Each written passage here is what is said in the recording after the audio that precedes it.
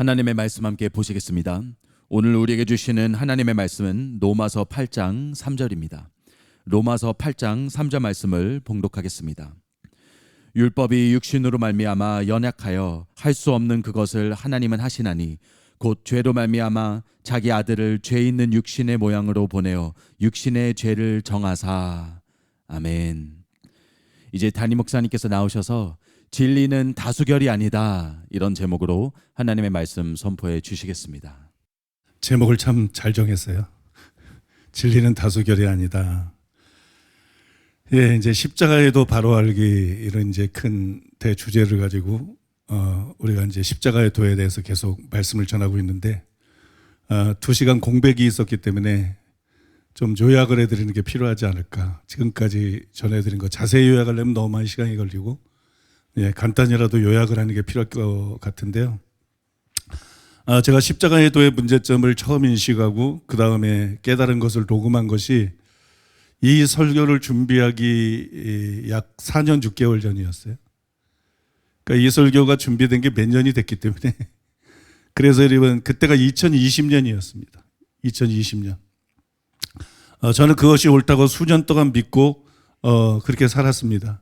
그런데도 설교를 안 한 이유가 여러분도 아시겠지만 성령의 내적 증거 때문이었어요. 이성적으로는 이것이 옳다고 확신이 되는데 마음에 자꾸 거리낌이 있어가지고, 그래서 확실한 증거들을 찾기 위해서 4년 6개월이 넘게 제가 설교를 보류하고 연구를 계속 해봤습니다. 그런 중에 2024년 12월 27일 아침이었는데 제가 이제 이 문제를 해결하기 위해서 로마서 6장을 막 반복해서 읽었어요. 거의 뭐 무한 반복까지는 아니지만 반복해서 열심히 읽다가 이게 내 생각이 틀렸구나, 이런 단서를 발견했습니다. 그리고 교회에 와서 특별히 토마스 슐라이너의 주석이 읽고 싶었어요. 그래서 그 주석을 제일 먼저 읽었는데 그 주석을 읽어보니까는 제가 아침에 깨달은 거하고 거의 일치하는 내용이 거기에 나와 있는 거예요. 그리고 그것이 옳다는 것을 깨닫게 되었어요. 그래서 제가 오랫동안 고소해왔던 제 견해를 버리고, 이게 이제 십자가의 도는 굉장히 중요한 주제이기 때문에 이거를 바로잡는 시리즈 설교를 해야 되겠다. 그래서 준비해 놓은 설교가 이 설교입니다. 예, 첫째로 한번 따라해 보겠습니다. 내가 십자가의 도를 의심하게 된 이유. 우리가 믿을 때 예수님과 함께 죽고 또 예수님과 함께 살아났죠. 그런데 문제는 자신이 그런 경험을 했다고 느끼지를 못한다는 거예요. 사실은 이거는 경험이 아닙니다. 체험이 아닙니다. 우리에게 되어진 일이에요. 그래서 더 이제 그런 경험을 못 느끼는 거죠. 근데 자신은 못 느끼는데 그것을 100% 믿어야만 변화된다, 이런 말을 들으니까, 그래서 많은 사람들이 또 그렇게 하려고 고백도 하고 그렇게 믿으려고 노력도 하지만 효과를 확실하게 보는 사람들은 그렇게 많지가 않죠. 그래서 제가 이것이 너무 이상하다, 그런 생각이 들었어요. 그래서 고민을 하다가 단순히 그리스도께서 모든 사람들을 대신해서 죽었기 때문에 우리가 죽은 거라고 말한 것이 아닐까, 뭐 그런 생각이 들더라고요. 예수님의 죽음은 대속의 죽음이고 나를 대신해서 죽은 것이기 때문에 내가 죽은 것이나 다름이 없죠. 그래서 내가 죽었다고 말한 것이라고 생각을 했습니다. 실제로 사도 바울은 성경에서 이런 말을 했어요. 고린도후서 5장 14절. 그리스도의 사랑이 우리를 강권하시는도다. 우리가 생각하건대 한 사람이 모든 사람을 대신하여 죽었은즉 모든 사람이 죽은 것이라. 바울이 여기서 뭐라 그랬냐면은 예수님과 함께 진짜 죽었기 때문에 모든 사람이 죽은 것이라고 말을 하지 않고 예수님이 우리를 대신해서 죽었기 때문에 모든 사람이 죽은 것이다, 그렇게 말했죠. 또 바로 다음 구절에 보면 이렇게 기록이 되어 있습니다. 고린도후서 5장 15절. 그가 모든 사람을 대신하여 죽으심은 살아있는 자들로 하여금 다시는 그들 자신을 위하여 살지 않고 오직 그들을 대신하여 죽었다가 다시 살아나신 이를 위하여 살게 하려 함이라. 이게 예수님이 죽으신 목적이죠. 예수님이 죽으신 목적인데, 그래서 저는 예수님과 함께 죽은 것이 우리가 주님의 뜻대로 살아야 될 당위성하고 관계가 있는 것이다. 그 당위성을 보여준 것이다. 로마서 6장도 뭐 1절에서 11절까지 보니까는 그 당위성과 관계 있는 것으로 보이고, 그래서 그렇게 오랫동안 믿었습니다. 둘째로 한번 따라해 보겠습니다. 내 생각이 틀렸다. 어떤 타교단 목사님이 이런 제목으로 설교하는 목사는 처음 봤다. 이러더라고요. 내 생각이 틀렸다. 저는 4년 반 동안 그것이 옳다고 생각을 했습니다. 그러다가 그날 아침에 성경을 읽다가 내가 틀렸다는 것을 알게 되었고, 다음 네 구절이 저의 견해하고 상반된다는 것을 발견하게 됐어요. 처음 알았던 것은 아니고, 그때는 나름대로 이 구절들에 대해서 해석할 수 있는 것을 가지고 있었는데, 새로운 증거가 드러나고 보니까 그것이 완전하지 않구나. 이것이 이 구절들이 내 견해하고는 상반이 되는구나. 첫째는 로마서 6장 6절이었고요. 두 번째는 6장 11절이었고, 세 번째는 베드로전서 1장 18절, 19절, 그 다음에 네 번째는 그리스도의 할례에 대해서 기록한 골로새서 2장 11절과 12절이었어요. 이 구절들 때문에 저는 바울이 말한 대로 복음을 믿을 때 실제로 제 몸이 죽은 것이구나. 우리가 그런 체험을 느끼든 안 느끼든 예수님을 믿을 때 그렇게 되어진 것이구나. 이것이 영적으로는 사실이구나. 그걸 인정할 수밖에 없게 됐어요. 세 번째로 따라해 보겠습니다. 예수님과 함께 십자가에서 죽었다는 말의 참뜻. 저는 앞에서 말한 구절들 때문에 제 견해를 이제 버렸어요. 그 다음에 이제 제가 거부해왔던 그런 견해를 수용해가지고 성경을 이해하려고 했는데, 그런데 처음에 고민하며 연구할 때 발생했던 문제가 다시 대두가 돼버리는 거예요. 그게 어떤 문제냐 그러면 로마서 6장 6절에 죄의 몸을 멸하여가 예수님을 믿을 때 십자가와 함께 못 박힘으로써 이루어졌다는 것이 되는데, 도대체 뭐가 어떻게 멸해진 거지?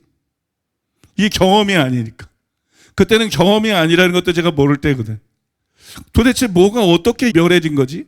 바울은 자기 몸을 쳐서 복종시키면서 몸의 행실을 죽이라고 했다.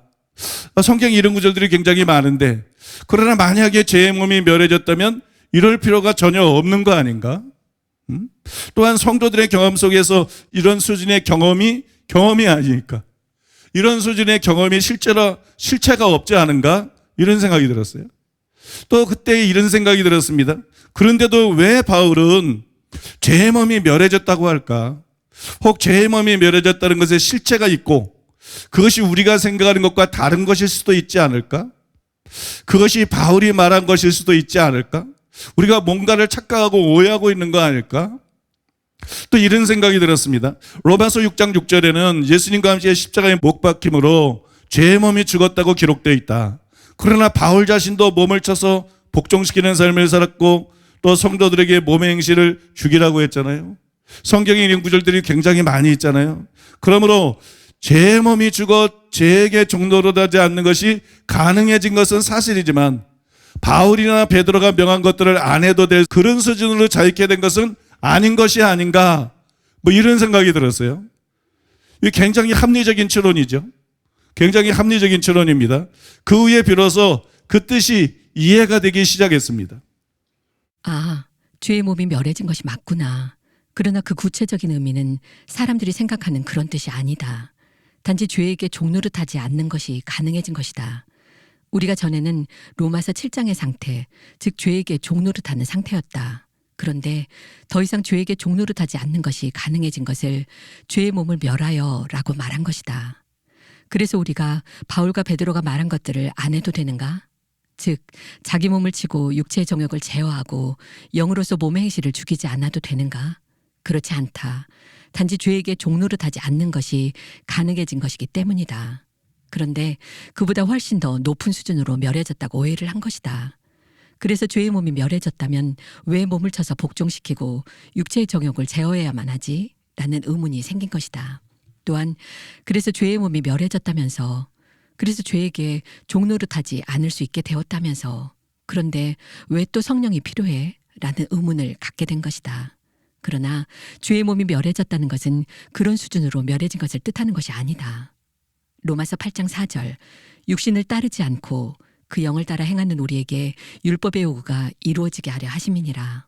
나는 전에 이 구절에 육신을 따르지 않고가 없는 줄 알았다. 그래서 이 부분을 읽고 성령을 따라 행하는 것이 비결인데 왜 육신을 따르지 않고가 나오지? 라고 생각했었다.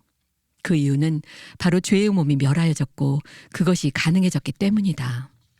그러나 그 의미가 육체 소욕이 죽은 것이 아니기 때문이다.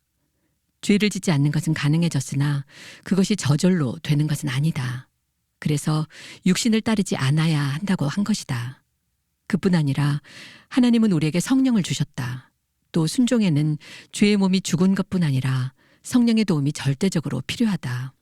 그래서 성령을 따라 행해야 한다고 한 것이다. 이처럼 두 가지가 다 필요하고 함께 기능한다. 그래서 바울이 둘 다 말한 것 아니겠는가?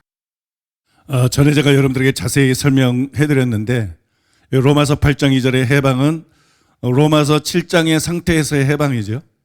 원하는 바 선을 행치 못하고 원치 않은 바 악을 행할 수밖에 없는 여러분 죄의 종노릇한 상태에서 벗어나서 그것이 가능하게 된 상태를 뜻한다고 설명해 드렸습니다.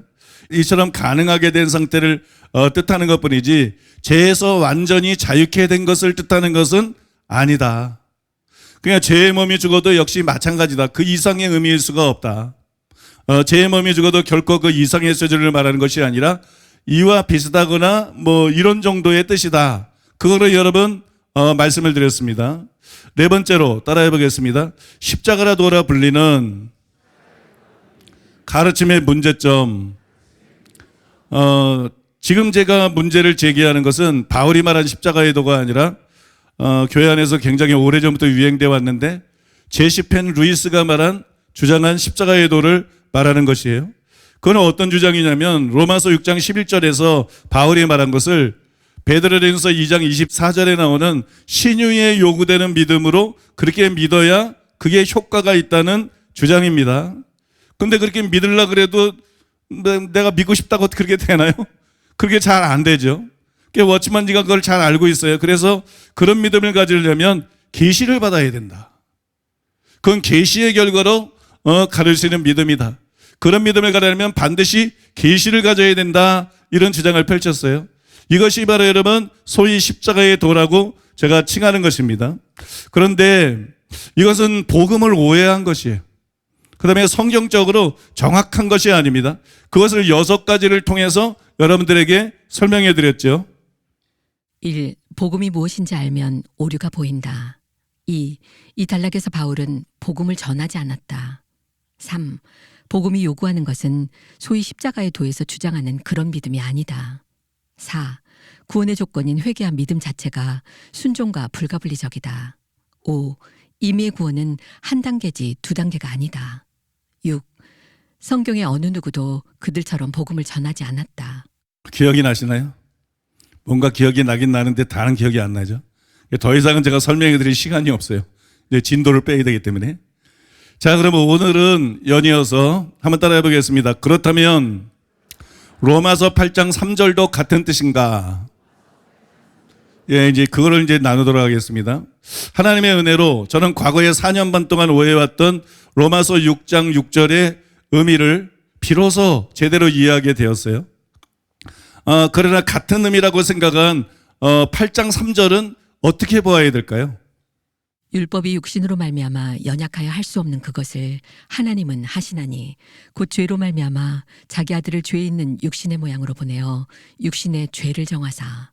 이 중에 여러분 뭐 다 잘 아시겠지만 육신의 죄를 정하사 이게 논란의 대상인데 그러므로 또 이제 많은 학자들이 이것을 로마서 6장 6절과 같은 의미라고 생각을 합니다.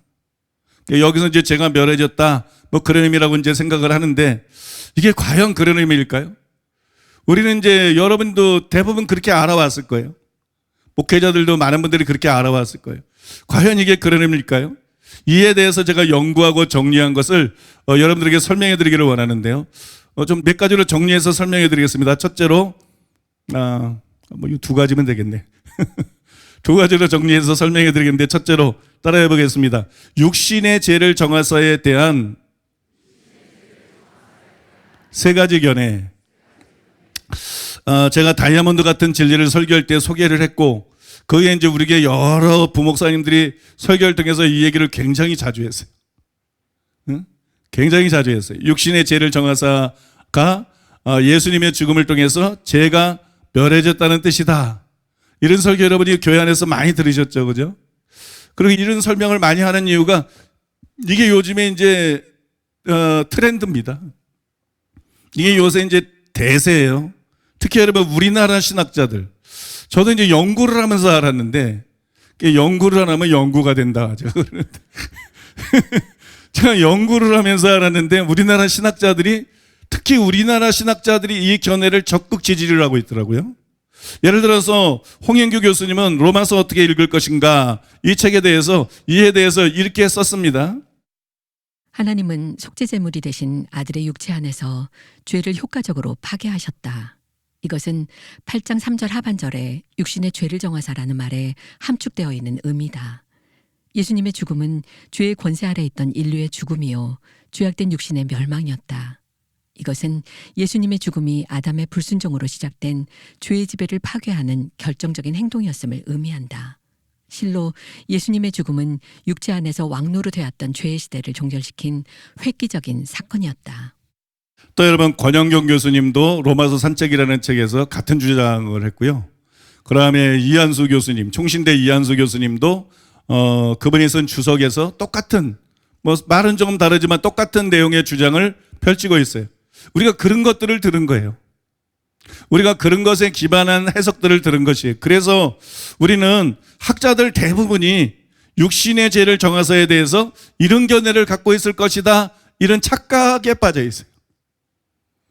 우리도 모르게 그런 착각에 빠져 있어요. 근데 제가 이번에 연구를 해보니까 그렇지가 않더라는 거예요. 이와 달리 육신의 죄를 정하사가 예수님의 대속을 뜻한다. 이렇게 보는 학자들도 의외로 많더라는 겁니다. 한둘이 아니라 상당히 많은 학자들이 이거 죄를 멸한 거 말하는 거 아니야. 이거는 대속의 죽음을 말하는 거야. 먼저 여러분 유명한 로이드 존즈가 로마서 강의 제4권에서 이에 대해서 이렇게 썼어요. 좀 길지만 권사님 읽겠습니다. 이것은 무슨 뜻입니까? 여기서 많은 혼란이 야기됩니다. 그들은 서슴없이 그리스도께서 육신 안에서 죄를 멸하셨다는 것을 의미하고 있다고 주장합니다. 그러나 다음과 같은 이유들 때문에 그런 주장들과 해석들은 진리가 될 수 없으며 바르지 못합니다. 만일 죄가 우리 안에서 멸해졌다면 어째서 사도가 8장 12절과 13절에서 이렇게 말해야만 했습니까? 그러므로 형제들아 우리가 빚진 자로 돼 육신에게 져서 육신으로 살 것이 아니니라. 너희가 육신대로 살면 반드시 죽을 것이로되 영으로서 몸의 행실을 죽이면 살리니. 만일 죄가 이미 우리 가운데서 멸하여졌다면 그런 권면은 의미 없는 것입니다. 저는 몇 가지 이유를 더 부가합니다. 죄는 분명히 우리 안에서 멸해지지 않습니다. 우리는 6장 12절에서 그 점이 이렇게 진술된 것을 볼 수 있습니다. 그러므로 너희는 죄로 너희 죽을 몸에 왕노릇하지 못하게 하여 몸의 사욕을 순종치 말고 또한 너희 지체를. 우리는 죄로 왕노릇하게 해서는 안 됩니다. 우리는 아직도 우리 주변에 남아있는 죄의 활동과 죄의 잔재를 억제해야 합니다. 이 문제에 관한 아주 결정적인 또 하나의 논증이 있습니다. 정하다. 육신의 죄를 정하사라는 말을 생각해 봅시다. 그 말은 정확히 1절에서 사도가 사용한 말과 같은 말입니다. 그리스도 예수 안에 있는 자에게는 결코 정죄함이 없나니. 만일 여기서 정죄가 멸하다는 의미라면 역시 1절에서도 멸하다는 의미일 것입니다. 그러므로 예수 그리스도 안에 있는 자에게는 결코 멸함이 없으리니 라는 말씀이 될 것입니다. 참으로 우스운 표현입니다. 바울은 정죄를 의미하며 정죄는 1절에서와 같은 의미의 정죄를 말합니다. 정죄란 죄를 심판하다 또는 판결하다는 의미입니다. 그러므로 우리는 여기서 하나님께서 죄를 인하여 죄인은 육신의 모양으로 자기 아들을 보내사 육신의 죄를 심판하시고 판결하셨다라는 의미의 말씀을 듣게 되는 것입니다. 하나님께서 행하신 일은 이 세상에 죄 있는 육신의 모양으로 계셨던 자기 아들 안에서 우리의 죄를 정죄하시고 심판하시는 것이었습니다. 이번 주에 제가 연구를 하도 많이 했더니 체력이 딸려요. 매일 이제 밤늦게까지 연구를 하도 많이 해서 이틀 전에는 밤늦게까지 연구를 하는데 거의 실신할 것 같더라고. 사람이. 실신할 것 같은 느낌이 느껴질 정도로 왼종일 씨름하고 연구를 하고 어제는 좀 쉬려고 그랬는데 오늘 설교할 거 열심히 이렇게 하고 좀 쉬려고 그랬는데 허대니 목사님 설교를 듣고 참 은혜를 많이 받았어요. 참 어제 설교 은혜가 되더라고요. 은혜를 많이 받았는데 중생의 시스템이 과연 무엇이냐. 저는 이제 부목사님 설교 듣다가 보면 내가 모르는 게 너무 많아. 그래서 그러면 그걸 가지고 또 막 연구를 해. 예? 연구 안 하면 연구가 되니까 그냥 연구를 해. 그걸 가지고 그냥 오랫동안 씨를 받으라고 체력이 좀 딸려서 가끔 앉더라도 이해해 주세요. 왜냐면 긴 거 인용할 때는 뭐 내가 말하는 것도 아닌데 뭐 하려고 여기. 뭐 하려고 멀쩡히 여기 서 있는 거. 또 여러분 유명한 신학자지요. 존 스토트는 로마서 강해에서 이렇게 썼습니다. 하나님은 그분의 아들이 개역 성경에는 죄를 인하여라고 번역되어 있는데 속죄제가 되도록 보내셨다. 바울이 카이페르 하마르티아스라고 썼을 때 그 말의 의미는 의심할 여지 없이 통상적으로 성경에서 함축하는 바 그리고 속죄제로이다. 어쨌든 죄 있는 육신의 모양으로라는 말은 분명 성육신을 언급하며 속죄제가 되도록이라는 말은 속죄를 언급한다.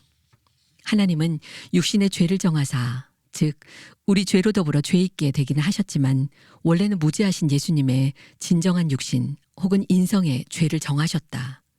하나님은 그분 아들의 무죄한 인성 안에서 우리의 죄를 심판하셨다. 그 아들은 우리 대신 우리의 죄를 지신 것이다.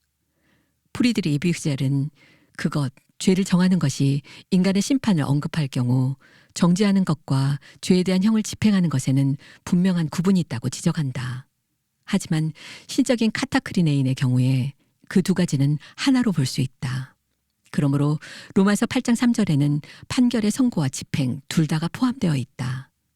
율법은 죄를 거부한다는 의미에서 죄를 정죄한다. 하지만 하나님이 그의 아들 안에서 죄를 정죄하셨을 때 그분의 심판이 아들 안에서 죄에 임했다.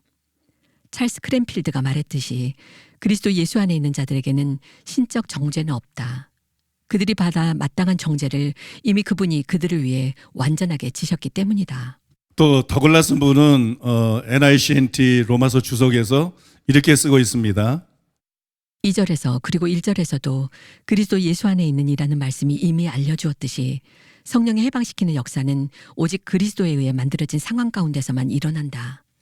3절이 이 점을 분명히 설명하여 성령이 신자를 죄와 사망으로부터 해방시킬 수 있는 것은 오직 그리스도와 그의 십자가 안에서 하나님이 이미 죄를 정죄하셨기 때문이라고 밝힌다. 그리스도 안에서 죄가 정죄되었기 때문에 신자들은 더 이상 정죄되지 않는다. 율법이 육신으로 말미암아 연약해져서 할 수 없는 일을 하나님은 하셨나니 곧 자기 아들을 죄 있는 육신의 모양으로 죄와 관련하여 보내어 육신 안에서 죄를 정죄하셨다.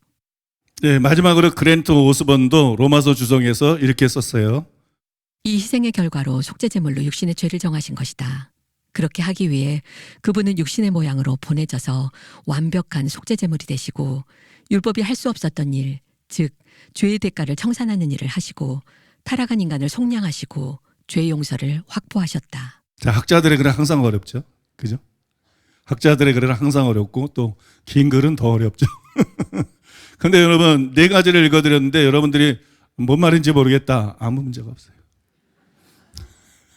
이 모든 학자들이 육신의 죄를 정하사를 우리가 흔히 들어온 것처럼 거기서 죄가 멸해졌다는 개념이 아니라 예수님이 우리 죄를 대신해서 짊어지고 가신 대속의 죽음이다. 속죄였다. 그런 말들을 이제 학자들이 자세히 설명을 하고 있는 것입니다. 요것만 알면 돼요. 근데 여기 보니까는 쟁쟁한 학자들 아닙니까? 이 쟁쟁한 학자들, 이 쟁쟁한 설교자와 학자들이 의외로 이렇게 다른 견해를 갖고 있어요. 또 여러분들은 잘 모르시겠지만 우리나라 학자들이 지지하는 이거는 전통적인 견해가 아닙니다. 이런 새로운 주장이에요. 방금 전에 읽어드린 것이 이것이 여러분 오히려 전통적인 견해예요.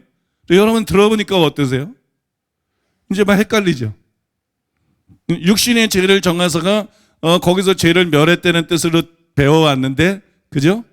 이 설명을 듣고 보니까 어떤 것이 옳은지 상당히 헷갈립니다. 근데 여러분, 육신의 죄를 정하사에 대한 견해는 이 두 가지가 전부가 아니에요. 완벽하지는 않지만, 참 불행히도 그 사람도 칼빈주의자더라고요. 토마스, 제가 이제 좋아하는 신학자가 토마스 슐라이너인데, 이 토마스 슐라이너는, BCNT 로마서 주석에서 이에 대해 설명하면서 양다리를 걸쳤어요. 이게 학자들이 이제 잘하는 일이에요. 왜냐면 너무 어려운 거예요. 잘 모르겠는 거예요. 이거 갖고 저거 갖고니까 둘 다 맞다. 이것도 말이 되는 거 도저히 알 수가 없는 거예요. 그래 이제 양다리를 걸쳤습니다. 읽지는 않겠습니다. 그러므로 육신의 죄를 정하사에 대한 견해가 모두 두 가지가 아니라 세 가지인 거죠. 여러분 이제 그걸 들으셨어요? 첫 번째 견해는 거기서 죄를 멸했다는 뜻이다. 두 번째 견해는 아니다, 이건 대속이다. 세 번째 견해는 아니다, 둘 다다. 이겁니다. 첫 번째가 옳다고 생각하는 분 한번 손 들어보세요. 시험을 한번 보죠. 다 들으셨잖아. 첫 번째가 옳다고 생각하시는 분. 눈치는 굉장히 빠르셔. 이게 실력이면 좋은데 이게 눈치인 것 같아. 두 번째가 옳다고 생각하시는 분. 두 번째가 옳다고 생각하시는 분. 세 번째가 옳다고 생각하시는 분. 나머지 뭐예요? 포기해요? 기권? 여러분 제가 볼 때에는 두 번째가 옳은 거예요. 이 전통적인 견해가 옳은 거예요. 그럼 왜 첫 번째가 틀리고 두 번째가 옳은 것이냐? 그것을 일단은 다음 소지에서 여러분들에게 결정적인 거 하나를 설명해 드리고 그 다음에 이제 1절, 2절, 3절, 4절을 각각 아주 심도 깊게 다룰 것인데 3절을 다룰 때 7가지 이유를 여러분들에게 설명해 드릴 거예요. 왜 이것이 옳은지. 그래서 그것이 진짜로 옳다는 것을 확실하게 증명해 드리겠습니다. 자, 두 번째로 따라해 보겠습니다. 육신의 죄를 정하사에 대한 패러다임의 전환. 여러분도 잘 아시겠지만 저는 무조건 어떤 견해를 지지하지 않아요. 또 무조건 어떤 견해를 배척하지도 않습니다. 항상 모든 가능성을 열어놓습니다. 결과를 몰고 가지 않아요. 성경의 문맥만 따라가요. 연구의 결과만 따라가요. 그래서 공정하게 이렇게 연구를 해서 내 견해가 옳다, 이건 나는 관심이 없어요.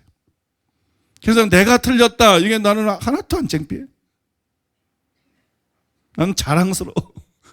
내가 틀렸다 이런 설교를 할 수 있다는 게 너무 나는 당당하고 자랑스러워요. 만족스러워. 기뻐. 왜냐하면 내 주장이 옳다는 걸 주장하려는 게 설교자의 의무가 아니에요. 설교자는 예수님이 아니에요. 설교자는 바울이나 베드로나 성경제자들이 아니에요. 자기 걸 전하는 게 아니에요. 예수님이 뭐 말씀하셨나? 바울이 뭐라고 말씀하셨나? 성경이 뭐라고 말하고 있나? 그거 정확하게 파악해서 저는 우리 교회 설교는 어렵다. 왜 어려울까요?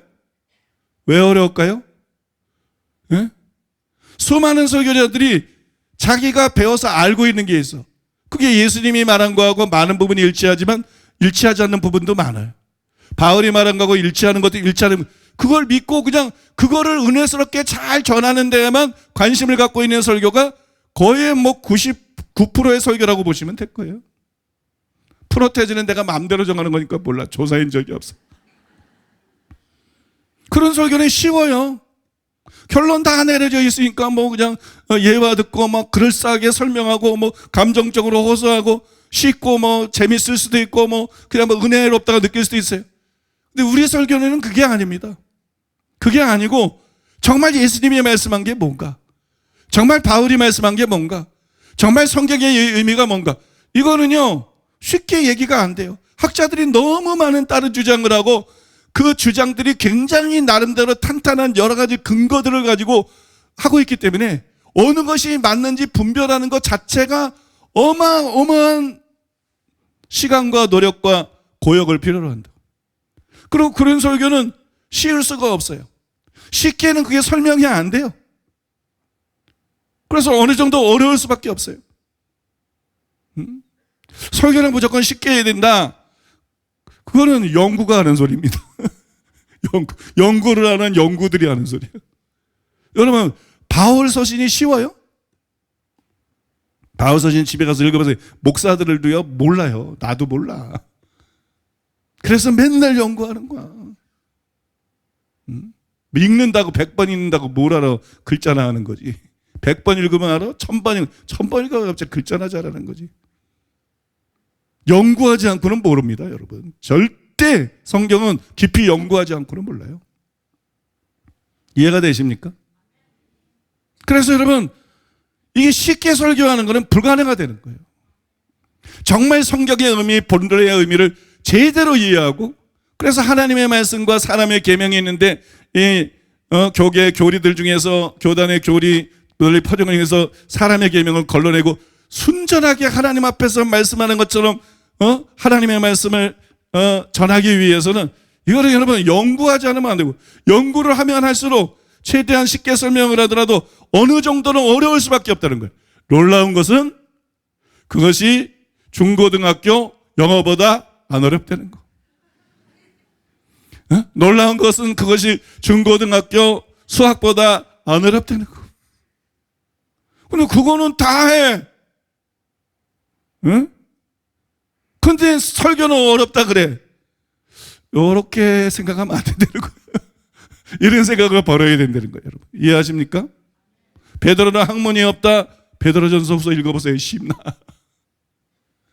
쉽나? 우리가 전에 베드로 전서인가 후서인가 1장 1절에서 11절까지 설교를 했잖아요. 맨날 읽어도 그게 뭔지 모르니까. 나부터도. 성경은요 안 쉽습니다. 전지하시는 하나님의 말씀이에요. 성경이 그렇다고 무조건 어렵게 기록되어 있냐? 그거 아니에요. 성경을 읽으면 어느 정도 복음을 알고 진리를 알게 돼 있어요. 그러나 많은 유대교의 사람의 계명이 있던 것처럼 이 개신교에도 많은 사람의 계명이 수천 년이 흐르면서 형성되어 왔어요. 그 속에서 어떤 것이 진짜 하나님의 말씀이고 뜻이냐, 이거를 분별하는 거는요 결코 쉽지 않고 또 쉬운 설교로 가능한 게 아닙니다. 그러니까 설교에 대한 이 개념이 바뀌어야 돼. 개념이. 여러분 생각이 바뀌어야 돼. 여러분 이해가 되십니까? 아무튼 잘 따라오고 계십니다. 난 그게 신기한 것 같아. 나는 우리 교회 성도님들이 신기해. 어디까지 했죠? 예. 이번에도 마찬가지예요. 내 견해가 옳다. 나는 그런 건 관심 없어요. 응? 성경이 진짜 말하는 게 뭐냐, 그거 외에는 관심이 없어요. 수십 년 동안 관심이 그거였어요. 그래서 하나님께서 말씀의 은혜를 저 부족한 저에게 부어주시는 거예요. 저는 여러분 로마서 6장 6절의 뜻을 깨달은 후에 8장 3절은 그럼 어떻게 봐야 되나? 이런 문제로 고민을 했습니다. 그때 6장 4절과 8장 3절을 비교해보면 답이 나올 것 같은 막 생각이 들더라고요. 6장 4절에 기억하시죠? 이렇게 기록되어 있습니다. 그러므로 우리가 그의 죽으심과 합하여 세례를 받음으로 그와 함께 장사되었나니 이는 아버지의 영광으로 말미암아 그리스도를 죽은 자 가운데서 살리심과 같이 우리로 또한 새 생명 가운데서 행하게 하려 함이라. 여기 말씀을 잘 보면요, 그와 함께 장사되었나니 이는 새 생명 가운데서 행하게 하려 함이라. 이 말씀에 초점을 맞춰보면 예수님과 함께 죽어야 새 생명 가운데 행할 수 있다. 그걸 보여주고 있는 거죠. 그죠? 그게 비결이다. 그걸 보여주고 있는 거예요. 또 새 생명 가운데 행하는 것은 로마서 8장 4절에 나오는 그 영을 따라 행하는 우리하고 같은 내용이죠. 그것이고 새 생명 가운데 행하는 것이에요. 그런데 바울은 율법이 할 수 없는 것을 하나님께서 하신다는 것을 설명하면서 바로 성령을 말하지 않고, 우리 같으면 바로 성령을 말할 것 같은데 바로 성령을 말하지 않고 그 전에 육신의 죄를 정하사 이렇게 말했대요. 또 번역본만 읽으면 4절이 그 결과인 것처럼 보여요. 무슨 말이냐면 육신의 죄를 정하사의 결과가 4절인 것처럼 보인단 말이에요. 왜냐면 이렇게 기록되어 있잖아요. 3절 끝에 육신의 죄를 정하사, 그 다음에 4절에 육신을 따르지 않고 그 영을 따라가는 우리에게 율법의 요구가 이루어지게 하려 하심이니라. 그래서 육신의 죄를 정하사를 십자가에서 죄를 멸했다는 뜻으로 이해해야 옳은 거 아닌가, 이런 생각이 자연스럽게 막 들지요. 그 다음에 그 후에 그런 생각이 들었어요. 근데 성경 연구가 이렇게 단순한 게 아니에요. 이건 시작이죠, 이제. 그러나 그 후에 더 연구를 하면서 서로 다른 두 가지 생각이 저에게 떠올랐어요. 그 다음에 서로 다른 두 가지 생각이 굉장히 어떤 중요한 관점들이었고, 그것을 통해서 어느 견해가 옳은지를 분별해낼 수가 있었습니다. 그거를 여러분들에게 설명해드리고 다음 파트로 넘어가고 말씀을 마칠 건데요. 첫째로 한번 따라해 보겠습니다. 육신의 죄를 정하사를 육신으로 말미암아에 초점을 맞추어 생각하는 경우. 자, 권사님 읽어드릴 때 굵은 표시한 거를 잘 주의해서 보세요. 로마서 8장 3절 율법이 육신으로 말미암아 연약하여 할 수 없는 그것을 하나님은 하시나니 곧 죄로 말미암아 자기 아들을 죄 있는 육신의 모양으로 보내어 육신의 죄를 정하사. 자, 육신의 죄를 정하사를 이해할 때 육신으로 말미암아에 초점을 맞춰서 이 구절을 보면 어떻게 되죠? 율법이 육신으로 말미암아 연약하여 할 수 없던 죄에 대한 승리를 하나님께서 십자가에서 육신을 멸하심으로 하셨다, 이런 뜻이 되죠. 그죠? 그런 뜻이 됩니다. 또한 4절에는 육신을 따르지 않고 이렇게 나와 있어요. 그 뒤에는 육신 세 번이나 계속 나옵니다. 그러니까 여기에서 육신의 초점을 맞춘 것이 옳은 것처럼 보여요. 그래서 율법이 육신 때문에 죄의 지배에서 우리를 자유케 할 수가 없었는데 하나님께서 십자가에서 그 육신을 멸했다는 뜻으로 3절이 보인다는 거예요. 그런 의미로 보인다는 거예요. 즉 우리나라 학자들의 주장이 옳은 것처럼 보인다는 거예요. 그게 가능하고 옳은 것처럼 보인다는 거예요. 실제로 그렇죠. 그래서 성경이 어려운 거예요. 이렇게 보면 틀림없이 이렇게 보이는 거예요. 그러면 이제 두 번째 따라해 보겠습니다. 육신의 죄를 정하사를 육신으로 말미암아가 아니라 죄로 말미암아에 초점을 맞추어서 생각하는 경우. 자, 굵은 표시, 굵은 거 기억하면서 들어보세요. 로마서 8장 3절 율법이 육신으로 말미암아 연약하여 할 수 없는 그것을 하나님은 하시나니 곧 죄로 말미암아 자기 아들을 죄 있는 육신의 모양으로 보내어 육신의 죄를 정하사. 여기 보니까는 죄로 말미암아 육신의 죄를 정하사. 의미가 확 달라지죠. 네? 여러분, 보통 성경을 읽으면서 우리가 잘 주목하지 않는 게 바로 이거예요. 우리 로마서 8장 4절을 읽으면서 육신으로 말미암아 할 수 없는 그것, 여기만 초점을 맞춘다. 보통 육신으로 말미암아 읽으면서 거기에 초점을 맞춰. 그리고 여러분, 이거를 간과해요. 죄로, 육신으로 말미암아뿐만 아니라 죄로 말미암아가 이 구절에 있다는 걸 간과해버려요. 그리고 죄로 말미암아 별로 신경을 안 써요. 잘 주목을 안 해요. 근데 이게 굉장히 중요한 것입니다. 이게 결정적으로 중요한 거예요. 그래서 로이드 존즈가 뭐라 했냐면 그 중요성에 대해서 이렇게 말했어요. 여러분이 죄를 인하여, 이게 죄로 말미암아입니다. 여러분이 죄를 인하여라는 의미에 관해 명확하지 않은 한 육신의 죄를 정하사라는 구절을 이해할 수 없기 때문에 이 점은 중차대에게 중요합니다. 요 구절에 주목하지 않으면 육신의 죄를 정하사를 이해할 수가 없다. 이게 결정적으로 중요하다는 거예요. 이게 진짜 맞는 말이에요. 왜냐하면 실제로 육신의 죄를 정하사를 육신으로 말미암아가 아니라 죄로 말미암아에 초점을 맞춰서 생각하면 그 뜻이 정반대가 돼버려요. 뒤집혀버려요. 완전히 다른 뜻이 돼버려요. 물론 육신으로 말미암아 말씀대로 살 수 없는 것 자체는 사실이죠. 그러나 바울은 바로 율법이 육신으로 말미암아 할 수 없는 그것, 즉 우리가 율법행위로는 말씀대로 살 수 없는 그 문제를 해결하기 위해서 하나님이 무슨 일을 하셨나, 이 하나님이 하신 일을 설명하면서 이렇게 말한 거예요. 죄로 말미암아 자기 아들을 죄 있는 육신의 모양으로 보내어 육신의 죄를 정하셨다, 이렇게 말한 거예요. 그런데 이 죄로 말미암아는 죄 때문에 그런 뜻이에요. 죄 때문에. 또 이 문구는 70인역에 등장하는 54회 중에서 44회가 속죄 제물을 뜻했습니다. 때문에 육신의 죄를 정하사가, 여러분, 거기서 죄를 멸했다 이런 뜻이 될 수가 없다는 거예요. 죄를 속죄했다는 뜻이 되는 것이지, 죄를 대속했다는 뜻이 되는 것이 죄를 멸했다 이런 뜻으로 볼 수가 없다는 것이에요. 이거는 나중에 3절을 다룰 때 제가 7가지 이유를, 왜 지금 이렇게 유행하고는 해석이 틀렸는지 7가지 이유를 말할 거라고 말했잖아요. 그걸 들으면 더 잘 이해가 되시겠지만 이것만 가지고도 이해가 되는 것입니다. 이것만 가지고도. 그런데 제가 6장 4절과 비교해서 처음에 한 육신의 죄를 정하사에 대한 설명은 그 자체를 들으면 그럴듯해요. 그런데 이 문구를 전혀 고려하지 않았다는 거예요. 이 문구를 전혀 고려하지 않았어요. 근데 이 문구를 포함해버리면 그 견해는 성립이 안 돼요. 그런 견해가 불가합니다. 이것이 바로 여러분, 육신의 죄를 정하사가 십자가에서 죄를 멸했다는 뜻이 아니라 단지 대속의 죽음을 뜻한다고 제가 생각을 바꾸게 된 이유인 것입니다. 패러다임의 전환이 일어나게 된 이유를 여러분들에게 간단하게 일단 설명해 드린 거고요. 이제 마지막 세 번째로 우리가 좀 다룰 거는요, 8장 3절에 대한 얘기가 아닙니다. 나중에 8장 3절은 더 다루겠지만, 한번 따라해 보겠습니다. 로마서 8장 1절이야 4절에 대한 심층 연구, 무섭죠? 심층 연구라 그러니까. 로마서 8장 1절이야 4절에 대한 심층 연구. 심층 연구가 무서운 게 아니라 신나는 겁니다. 심층 연구 그랬을 때는 이게 그 뜻을 정확하고 여러분들이 생각하는 그런 일반적인 수준, 일반적으로 뭐 설교를 들어왔던 그런 애매모호한 뭐 설교자들이 자기적으로 판단해서 해석해서 그거하고 차원이 다른 정확하고 깊은 의미를 제대로 가르쳐 준다는 얘기입니다. 그래서 제가 심층 연구하면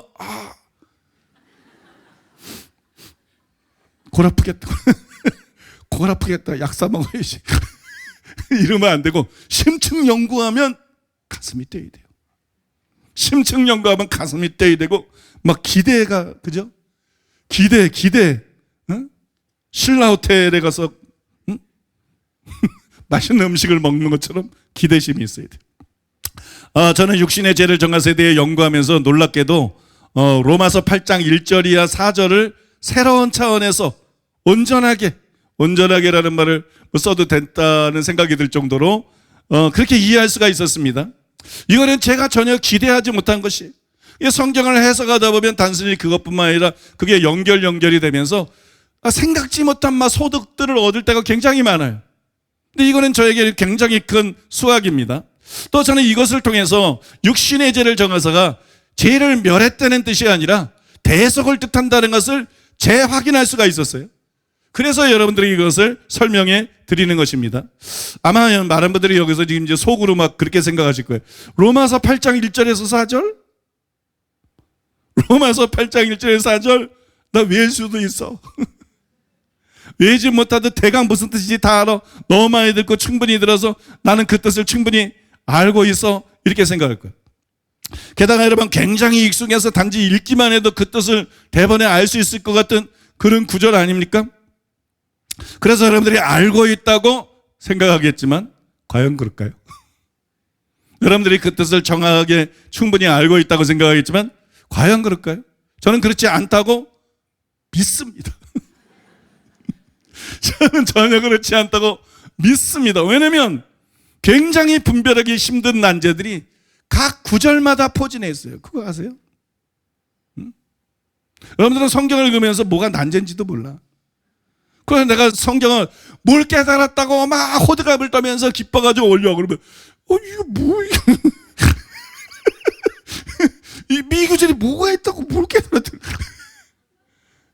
여러분들은 난제를 몰라. 답을 모르는 거는 100%. 근데 문제가 뭔지를 몰라. 난제가 이게 왜 난제인지 자체를 몰라. 아멘이에요. 다른 사람들도 아멘입니다. 이게 도대체 성경을 읽으면서 왜 난제인지를 몰라. 사실 여러분 성경을 읽으면서 관심도 없고 난제인지도 모르는데 내가 설교 듣고 이게 난제였구나. 이런 난제가 있어. 그런 좀 엄청 경험이 많지 않나요? 그죠? 여러분 먼저 1절에 보면 이렇게 기록되어 있습니다. 그러므로 이제 그리스도 예수 안에 있는 자에게는 결코 정죄함이 없나니. 한 번 구원은 영원한 구원이 아니에요. 구원받은 사람도 버림받을 수 있어요. 근데 왜 결코 정죄함이 없다 그러죠? 이것 때문에 얼마나 많은 목회자와 신학자들이 미혹에 빠지는지 아십니까? 신자들도 마찬가지죠. 근데 여러분 왜 결코 정죄함이 없다고 했죠? 이거부터가 의문이고 매우 골치 아픈 난제라는 거예요. 여러분 그 답을 정확하게 알고 있어요? 다음 시간에 알게 될 것입니다. 골치는 약간 아플 것입니다. 근데 답을 알게 되면서 시원해질 거예요. 또 여러분 2절에 보면 이렇게 기록되어 있어요. 이는 그리스도 예수 안에 있는 생명의 성령의 법이 죄와 사망의 법에서 너를 해방하였음이니라. 바울이 성령이 죄와 사망에서 너를 해방했다 이러면 우리가 이해하기가 쉽잖아요. 성령이 죄의 지배에서 그리고 멸망해서 그 결과 멸망해서 우리를 해방해서 얼마나 이해하기 쉬워요. 근데 여러분 생명의 성령의 법이 뭐지? 죄와 사망의 법에서 너를 해방했다. 이러니까 이게 참 아리송하거든. 알 것 같기도 하고 모를 것 같기도 하고 궁금하고 그죠? 꺼림칙하고 때문에 이런 의문들이 생겨난다는 말이에요. 과연 죄와 사망의 법은 구체적으로 무엇이고 생명의 성령의 법은 구체적으로 무엇일까? 또 왜 그것을 법이라고 부른 것일까? 왜 그것을 법이라고 부른 것일까? 또한 7장에서는 계속 바울이 죄의 법이라고 하다가 왜 갑자기 8장 2절에서는 하나를 붙여서 죄와 사망의 법이라고 할 것일까? 여기에 무슨 이유가 있는 것일까? 여기에는 무슨 차이가 있는 것일까? 그러면 대답할 수 있는 사람 있어요? 별로 없을걸요? 이것은 모두 결코 쉽게 답할 수 있는 내용들이 아니라는 것이 난제라는 거예요. 또 3절에 보면 이렇게 기록되어 있습니다. 율법이 육신으로 말미암아 연약하게 할 수 없는 그것을 하나님은 하시나니 그 죄로 말미암아 자기 아들을 죄 있는 육신의 모양으로 보내어 육신의 죄를 정하사, 이 중에 육신의 죄를 정하사가 여러분 치열한 논쟁의 대상이고 난제라는 걸 이미 말씀드렸습니다. 물론 우리는 그 의미를 간단히 살펴보았어요. 결정적인 힘을 통해서 간단히 살펴보았어요. 그렇지만 여러분 이 문구를 어떻게 이해하는가는 결코 쉽거나 단순한 문제가 아닙니다. 그래서 내가 나중에 7가지로 또 그 이유를 설명해 드리는 거예요. 이게 결코 쉬운 문제가 아니에요. 결코 나도 배웠어. 허대니한테 네버 그러면 여러분 마지막으로 4절에 보면 이렇게 기록되어 있습니다. 육신을 따르지 않고 그 영을 따라가는 우리에게 율법의 요구가 이루어지게 하려 하심이니라. 언뜻 읽으면 이 구절에는 난제가 없는 것 같아요. 그러나 그렇지 않아요. 여러분 그런데 주석들에 나오는 열학자들의 견해를 모르면 무엇이 난제인지를 몰라요. 그래서 성경을 100번 읽고 1000번 읽어도 그런 거 갖고 안 된다. 전문적인 연구를 해야 된다. 전문적인 연구를 하자면 성경의 진짜 의미는, 정확한 의미는 절대 그 누구도 알 수 없다. 연구를 안 하면 연구가 된다. 그러면 그 주석들에 나오는 열학자들의 견해를 모르면 무엇이 난제인지도 알 수가 없어요. 여러 주석들을 다 읽어봐야 이 구절에 난제가 무엇인지를 비로소 알 수가 있어요. 그렇다면 과연 무엇이 난제일까요? 이 구절에서 무엇이 난제일까요? 그것은 바로 율법의 요구를 이룬다는 말이 무슨 뜻일까? 그냥 말씀을 지킨다, 순종한다, 얼마든지 다른 말이 있을 수 있는데 율법의 요구를 이룬다는 것은 무슨 뜻일까? 이제 많은 사람들이 여러분들이 뭐 율법을 요구를 이룬다는 게 무슨 뜻이야? 계명을 지키고 순종하는 걸 말하는 거지. 이렇게 여러분들이 단순히 생각하고, 근데 그게 뭐가 어렵다는 얘기야? 여기에 굉장히 무식한 생각입니다. 이렇게 여러분들이 많은 분들이 생각하실 거예요. 하지만 여러분 이것은 능동태가 아니라 수동태예요. 이제 동태가 나오면 심각한 거예요. 이거는 여러분 능동태가 아니라 수동태. 그것도 신적 수동태. 무슨 말이면 우리가 행하는 걸 말하는 게 아니라 하나님이 우리 안에서 행하신 걸 말한다. 우리는 이것을 단순히 순종이라고 생각하는데 이게 여러분 동태가 이상한 동태예요. 수동태고 신적 수동태예요. 그래서 우리가 주체가 아니에요. 우리가 주체가 아니고 하나님이 주체예요. 그래서 그러면 이게 순종일 수가 없잖아, 이런 생각이 드는 거예요. 그러면 이게 순종일 수가 없잖아. 그러면 이게 율법의 요구를 이룬다는 것이 도대체 뭘 말하는 거지? 혼란이 일어나는 거예요. 이게 왜 난제인지 아시겠어요, 여러분? 그래서 이것도 난제 중에 하나인 것이에요. 난제 중에 하나예요. 이상 간단히 설명해 드린 대로 로마서 8장 1절이나 4절에는 매 구절마다 골치 아픈 난제가 들어있습니다. 그런데 신자는 물론이고 목회자들도 마찬가지예요. 이 난제들과 정면으로 부딪히질 않는다는 거예요. 이게 난제라는 것도 잘 모르는 목사들도 태반 이상이고 80%일 수도 있고 이게 난제라는 것도 모르는 목사들도 수두룩하고 그 다음에 이걸 이제 정면으로 부딪혀가지고 집요하게 연구해서 답을 찾는 그런 연구와 노력을 하지 않은 목사들이 다수라는 얘기입니다. 다수. 그냥 대부분이라고 말할 수 있을 정도로 다수라는, 내가 설교를 들어보면 그냥 막 지멋대로, 죄송한 말이에요. 그냥 다 지멋대로 떠들어, 지멋대로. 그냥 무식이 펄펄펄펄 충만해.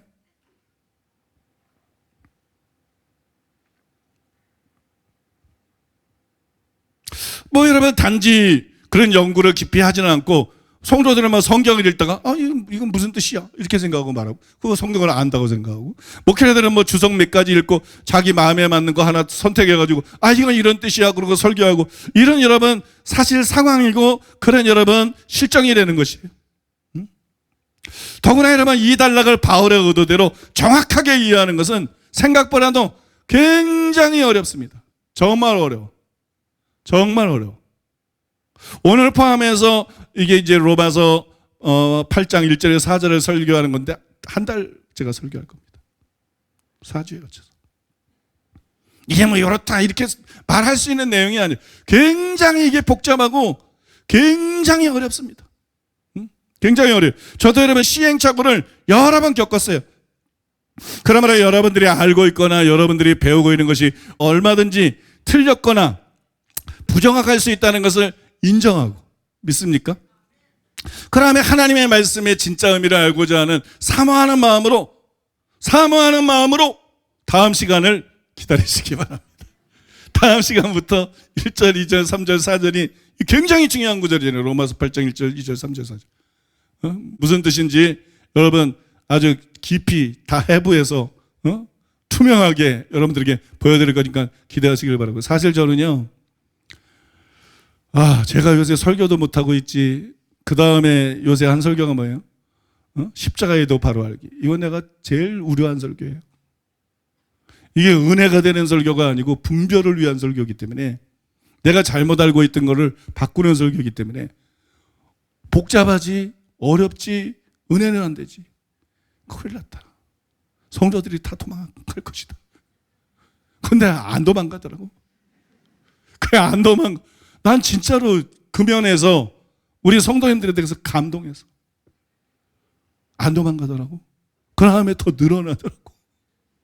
우와. 그래서 우리 성도님들이 이제 진리를 사랑하고 말씀을 듣는 데 있어서 이제 목회자들 이상이 됐구나.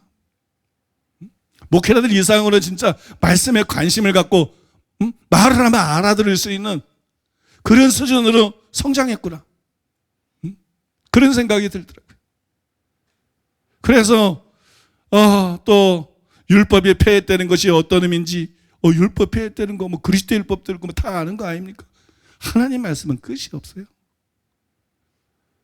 얼마나 여러분이 들었던 거하고는 새로운 차원에서 놀라운 차원에서 또 그것을 통해서 정말 저 자신이 다른 사람이 아니라 저 자신이 이 지구상에서 해결할 수 없다고 생각했던 문제들이 신학적인 문제들이 불가능하다고 생각하면 전혀 근거가 없어가지고 불가능하다고 생각한 문제들이 탁탁 정립이 되고 해결이 되고 그 설교도 상당히 내가 우려를 하고 있는데 예정론 설교가 빨리 시작되면 모르는데 아니면 그 설교를 해야 돼. 그런데도 여러분 마음에 평화가 왔어요. 야 우리 교회 성도들 같으면 그거 듣고 제대로 따라올 수 있겠다. 예정론 설교가 아직도 제가 줄을 세우고 있습니다. 계속 깨닫고 계속 깊어지고 계속 그래서 절반 쓰고 나서 절반 남았다 그러는데 절반 더 남았어요. 그 이후로 쓰지를 못했어요. 깨달아지는 게 너무 많아가지고 연구하면서 물론 그게 그냥 막 쉽게 깨달아지는 건 아니에요. 왼종일 씨름하면서 연구하면서 깨달아지고 정립되고 깊어지고 명확해지는 것들이 너무 많아가지고 그거 막 녹음하고 막 그 자료들을 계속 줄 세우는 일만 해. 그게 순서대로 깨달은 건 아니니까 맞는 위치에다 아직 이제 다음 주부터 좀 쓸 것 같아요. 다음 주부터. 아무튼 여러분들 기대하시고 또 이제 은혜스러운 설교가 없는 거 아니에요. 은혜스러운 설교 주신 것도 많지. 아직은 그걸 할 시간이 예정론이 준비가 돼야 그 설교를 준비할 텐데 그걸 준비할 시간이 없어요. 그래서 예정론이 빨리 준비가 되면 그런 설교도 좀 준비해서 또 은혜스러운 설교도 쫙 하다가 뭐 예정론도 하고 그럴 건데 아무튼 여러분 기억하시고 기도 많이 해주시기 바랍니다. 오늘 말씀을 통해서 여러분 6장 6절에 의하면 제가 멸해진 게 아니라 제 몸이 죽은 것이 사실이에요. 다시는 제에게 종노릇하지 않게 해서 제 몸이 죽은 것은 사실이에요. 그러나 그게 제가 멸해진 것을 뜻하는 게 아니에요. 그런 수준을 말하는 게 아니에요.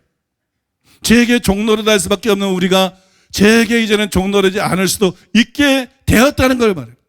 그래서 바울이 로마서 8장 4절에서 말한 것처럼 우리가 그냥 저절로 이제는 말씀대로 살 수 있게 된 게 아니라 육신을 따르지 않아야 돼요. 육신을 거절해야 돼요. 바울처럼 자기 몸을 줘서 복종시켜야 돼요. 베드로가 말한 것처럼 육신의 정욕을 제어해야 돼요. 또 바울이 말한 것처럼 땅에 있는 지체를 죽여야 돼요. 그죠? 그 다음에 성령을 쫓아 행해야 돼요. 성경한 말씀대로 살고 싶은 소원을 거듭날 때부터 우리 속에 주셨고, 진짜 신자 가짜 신자 알 수 있는 것 중에 하나가, 가짜 신자는 잘 살아보세요, 잘 살아보세요. 이 새마을 운동의 주제가요, 성공이 목표라는 거예요. 진짜 신자는 말씀대로 살고 싶은 마음, 잘 살고 싶은 마음이 없는 거 아니야. 인간은 다 있어.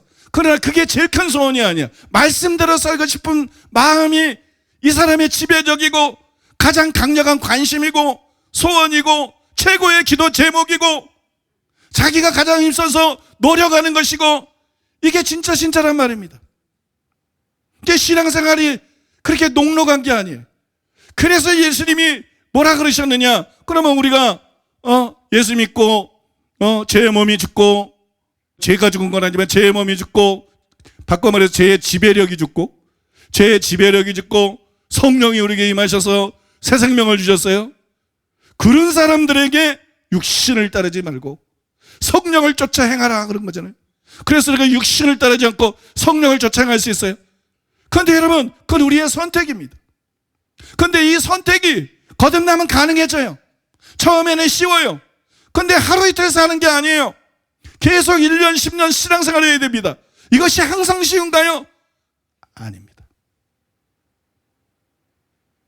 제 몸이 멸해졌으니까, 성령이 임하셨으니까, 성령을 내서 새 생명을 주셨으니까, 이것이 계속 무조건 자동적으로 쉽냐? 그렇지 않습니다. 그 증거가 뭐예요? 여러 가지 증거가 있지만 예수님이 누가복음 21장 34절에서 36절에서 뭐라고 말씀하셨어요? 항상 기도함으로 깨어있어라. 예수님 재림할 때 깨어있는 사람은 들림받고 깨어있지 않은 사람은 버림받습니다. 깨어있다는 것은 죄를 짓지 않고 하나님 말씀대로 사는 걸 말하는 거예요. 제 몸이 죽었습니다. 제 지배력이 죽었습니다. 성령이 임했습니다. 새 생명이 임했습니다. 그래서 우리는 육신을 따르지 않고 성령을 따라 행하는 삶을 살 수 있습니다. 하나님 말씀대로 사는 삶을 살 수가 있습니다. 거룩한 삶을 살 수가 있습니다. 그렇다고 자동적인 거 아니다. 그렇다고 쉬운 거 아니다. 그렇다고 그게 계속되는 게 아니다. 그게 계속되게 하기 위해서 뭘 해야 된다고요? 물로 씻어 말씀으로 깨끗하게 하사 거룩하게 하시고, 주 앞에 점이나 주름 잡힌 것이 없이 영광스러운 교회로 세우게 하고자 하셨으니, 그런 마음으로 말씀을 듣고 말씀으로 찔림을 받고 회개하고 도전받고, 그러면 뭐 해야 돼요? 항상 기도함으로 깨어있으라.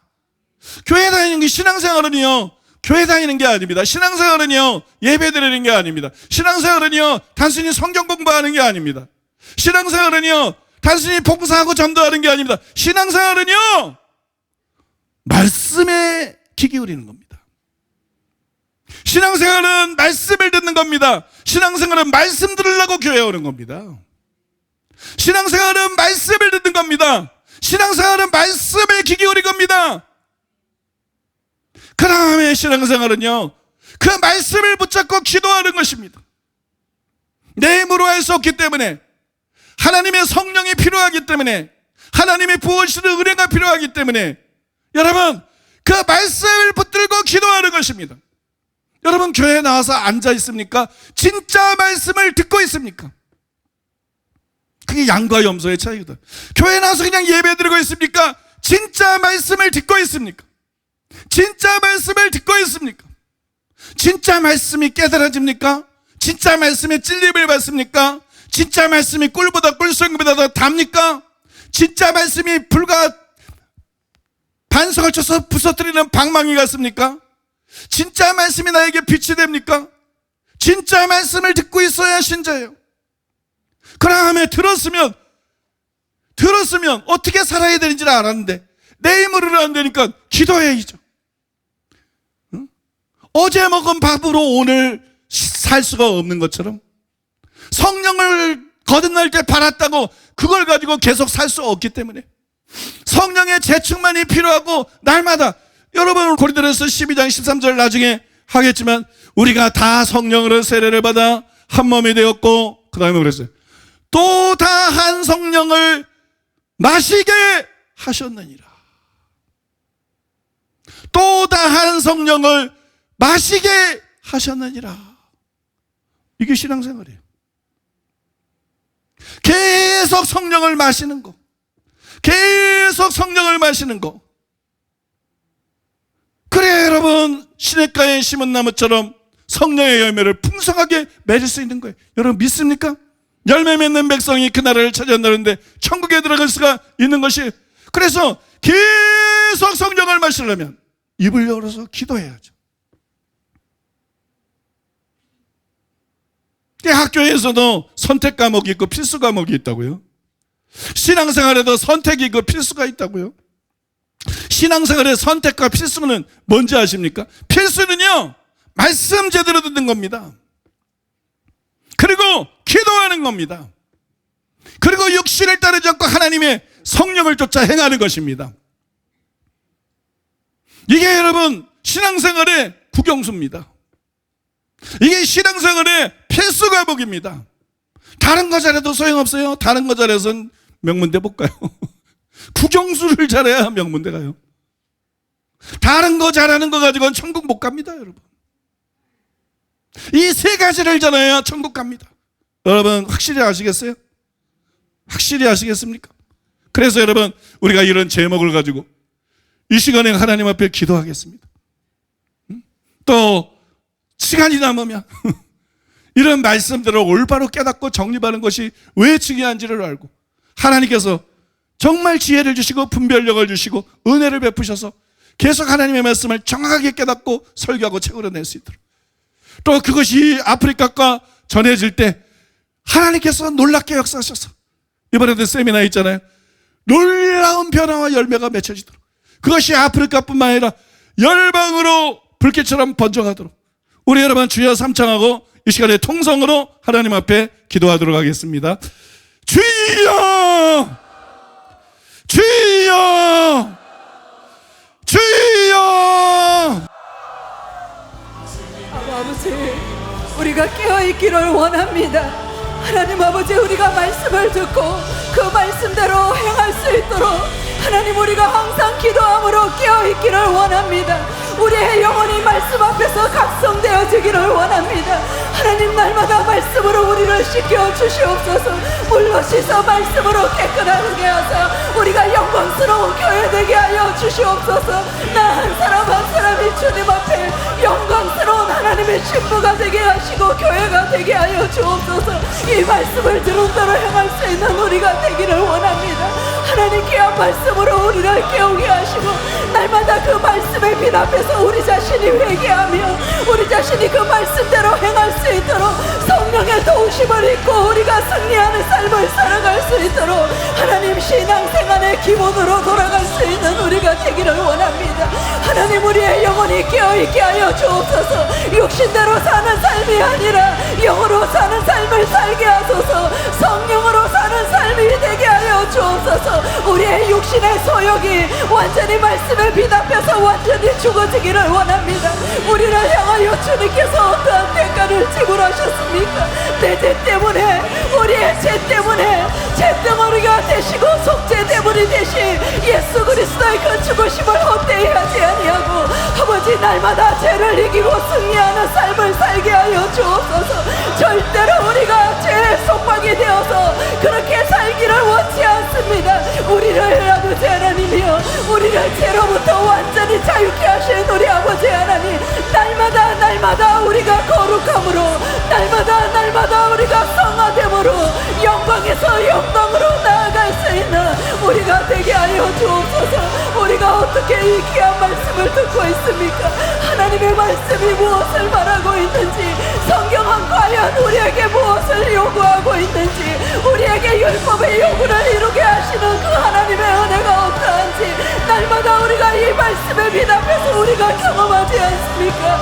아버지 말씀대로 행하며 사는 우리가 될 수 있도록 오늘도 은혜를 구하며 하나님 앞에 우리가 나아갑니다. 오늘도 이 말씀에 미답해서 우리가 깨어나기를 원합니다.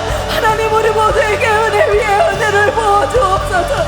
날마다 말씀을 상고함으로 그 말씀이 우리에게 무엇을 말하는지 우리의 영이 깨어나기를 원합니다. 아버지, 우리가 복된 인생 되게 하여 주옵소서. 시냇가에 심은 나무처럼 우리가 복 있는 사람이 되게 하여 주옵소서. 주야로 말씀을 상고하며 설교 말씀을 들을 때 우리가 그 말씀을 허투루 듣지 않게 하소서. 우리의 인생이 허투루 사는 삶이 되게 하여 주옵소서. 진리의 말씀을 우리가 받았으니 그 말씀을 받은 바 행하며 살 수 있는 우리가 될 수 있도록 하나님, 우리 모두에게 크신 은혜를 베풀어 주시옵소서. 말씀이 우리를 주장하여 아버지 날마다 그 말씀에 비답해서 주님과 함께 성령님과 함께 걸어가는 삶을 살아갈 수 있도록 오늘도 하나님 앞에 은혜를 구합니다. 하나님, 그 은혜를 우리 모두에게 부어 주시옵소서. 아버지, 감사드리고 찬양드립니다. 아버지, 우리에게 날마다 이와 같은 생명의 말씀으로 우리를 먹이시고 아버지 진리의 영으로 우리를 채워주시는 은혜의 성령님, 감사와 찬양을 올려드립니다. 하나님, 우리가 바르게 신앙생활할 수 있도록 하나님, 우리의 영혼이 오늘 이 시간 완전히 새롭게 되기를 원합니다. 하나님, 우리가 더 진리를 간절히 사모하는 마음으로 아버지의 말씀을 듣게 하여 주시옵소서. 하나님의 말씀을 간절히 사모함으로 받게 하시고 하나님을 더 깊이 알아가는 날마다 우리의 삶이 될 수 있도록 주님, 오늘도 우리에게 은혜를 베풀어 주시옵소서. 진리의 영으로 우리를 가득히 채워주시옵소서. 주여 성령님, 우리가 날마다 더 깊이 주님을 사모하고 진리를 사모함으로 하나님 진리를 알므로 우리가 자유케 되기를 소원합니다. 하나님을 바르게 알고 바르게 신앙생활하기를 원합니다. 아버지, 우리가 사람의 계명에 속지 아니하고 이 땅에서 참된 진리의 길을 알므로 아버지, 우리가 반드시 저 천국에 들어가기까지 우리의 매일매일이 주님과 함께 동행하며 주님을 기쁘시게 하며 주님을 더 사랑하는 하나님 온전의 길을 향하여 우리가 날마다 더 전진하여 나아가기를 소원합니다. 아버지, 우리가 습관적으로 신앙생활하지 않게 하소서. 매일 사모함으로 하나님의 말씀을 받고 그 말씀을 붙들고 하나님, 우리가 날마다 깨어 기도할 수 있도록 주여 성령님, 오늘도 우리가 주님 앞에 은혜를 구합니다. 하나님, 이 땅의 헛된 것들을 바라보지 않게 하시고 하나님의 뜻대로 아버지의 말씀 그대로 이 땅 가운데 하나님과 동행하며 살아갈 수 있도록 하나님을 기쁘시게 하는 삶을 살 수 있는 간절한 소원이 우리 가운데 날마다 심겨지게 하여 주시옵소서. 아버지, 우리가 참으로 천국으로 들어갈 수 있도록 날마다 온전을 향하여 더 성장하는 삶을 살 수 있도록 하나님, 우리의 매일매일이 주님과 날마다 동행하는 삶이 되기를 소원합니다. 아버지, 우리의 삶이 헛된 삶이 되지 않게 하여 주시옵소서. 우리에게 베풀어 주신 이 은혜가 어떠한 은혜인지를 알고 하나님, 우리가 이 소중한 말씀을 듣고 하나님의 말씀 그대로를 실천함으로 아버지의 은혜를 절대로 헛되게 하지 않는 우리들이 될 수 있도록 아버지, 오늘도 더욱 크신 은혜로 우리를 깨우시고 우리를 새롭게 하시고 더 크신 은혜로 아버지, 우리의 매일이 주님에게로 수 있도록 아버지 더 크신 은혜를 베풀어 주시옵소서. 주님의 그 십자가의 길로만 하나님 우리를 대속하여 주신 주님의 그 은혜의 깊이를 하나님 그 은혜의 크기를 우리의 심령 깊이에 새기게 하시고 아버지 그 은혜의 크기대로 우리의 삶이 오직 주님만을 위한 삶으로 완전히 변화되기를 구합니다. 하나님 우리에게 그 은혜로 오늘 이 시간 베풀어 주시옵소서. 하나님 말씀을 향한 우리의 갈망이 그 깊이가 더 깊어지게 하여 주시옵소서. 말씀만이 우리를 변화시킬 수 있습니다. 말씀만이 우리를 회개시킬 수 있습니다. 말씀만이 우리를 새롭게 할 수 있습니다. 하나님 말씀을 가까이 하는 우리들이 되게 하여 주시옵소서. 그 말씀을 사모함으로 하나님 나로서는 도저히 이길 수 없었던 그런 육신의 정욕들이 하나님 우리 안에 정한 마음을 창조하사 하나님의 말씀에 순종할 수 있는 그런 마음들을 우리 안에 부어 주시옵소서. 하나님 말씀 한마디로 빛이 창조되고 온 우주 만물이 순종하듯이 하나님이시여 우리 마음에 정한 마음을 창조하여 주시옵소서. 우리 안에 있는 모든 교만한 마음들이 우리 안에 있는 모든 불순종하는 마음들이 그 말씀 앞에 그 방망이 같은 말씀 앞에 깨트려지게 하여 주시옵소서. 하나님 우리가 먼저 그 말씀 앞에 완전히 깨지기를 원합니다. 하나님 우리가 여전히 포기하지 못하고 있는 그런 고집과 집들에서 하나님 그 말씀을 통하여서 완전히 산산조각나게 하여 주시옵소서. 하나님 우리 안에 그 말씀을 향한 갈망이 더 부어지게 하여 주시옵소서. 그리하여서 하나님 우리가 그 말씀을 붙잡고 쉬지 않고 기도할 수 있게 하여 주시옵소서.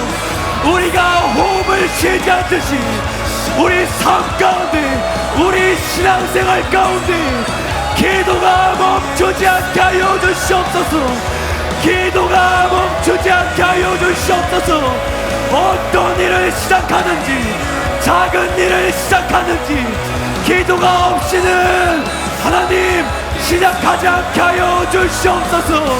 우리 모든 삶의 영역 가운데 기도를 가까이 하고 하나님과의 그 교제가 우리 삶 가운데 계속해서 이어질 수 있도록 하나님 우리들을 붙잡아 주시옵소서. 우리들을 붙잡아 주시옵소서. 하나님 쉬지 않고 기도할 수 있는 것은 우리들에게 축복입니다. 우리가 언제 어디서든지 하나님께 부르짖으면 하나님은 우리의 기도를 들어주실 줄로 믿습니다. 자녀의 신음소리를 자녀의 통곡 소리를 외면하지 않으시는 그 아버지의 마음을 그 하나님의 마음을 우리가 하나님 그 마음을 가지고 하나님께 언제든지 기도할 수 있음에 감사하게 하여 주시옵소서. 감사하게 하여 주시옵소서. 하나님 우리의 힘으로 안 되게 하나님을 의지합니다. 하나님을 의지합니다.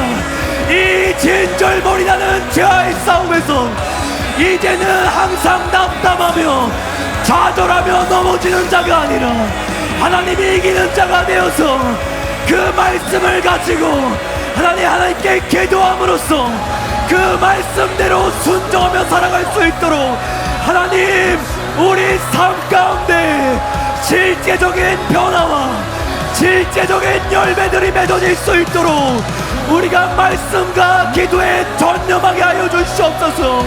하나님 내 삶 가운데 그 변화를 보기를 원합니다. 변화를 보기를 원합니다. 단지 성공하는 것이 아니라 단지 인생 역전이 일어나는 것이 아니라 우리의 영생 역전이 일어나게 하여 주시옵소서. 우리의 영생 역전이 지금 이 자리에서 일어나게 하여 주시옵소서. 하나님의 말씀대로 살아갈 수 있습니다. 주의 성령님 지금 다 역사하여 주시옵소서. 우리의 모든 삶의 목적이 완전히 변화되어질 수 있도록 주의 성령으로만 주의 지금은 행하여 주시옵소서.